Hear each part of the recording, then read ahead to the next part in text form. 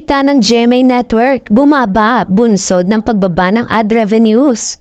Bumaba ang kita o profits ng GMA Network, bunsod ng bumababa at kumukunting advertising placements.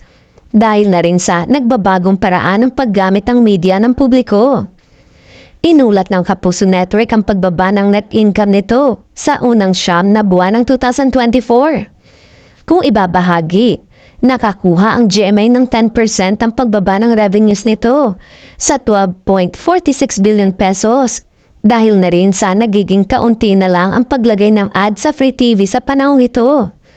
Sinasabi rin ng GMA na ang kita sa advertising ay bumagsak ito noong nakaraang taon.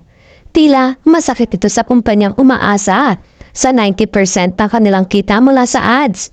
Sa kabila nito, bumabawi ang GMA sa kanilang presensya sa digital platform, kung saan karamihan sa mga manonood ay doon tumutungo, na nagresulta naman sa pagtaas ng kita nito dahil naman sa mas bumubuting panonood ng ilan sa mga digital channels nito, gaya ng Kapuso Stream, habang inilunsad naman ang YouTube channel ng GMA Pictures upang ihatid ang ilan sa mga pelikula nito sa publiko.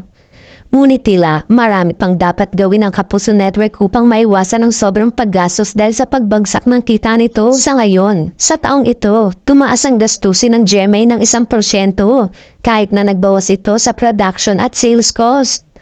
Sa makatuwid, habang pinapataas ng GMA ang kanilang production, kailangan pa rin itong magbayad ng higit pa para sa mga pasilidad, serbisyo at mga lisensya nito.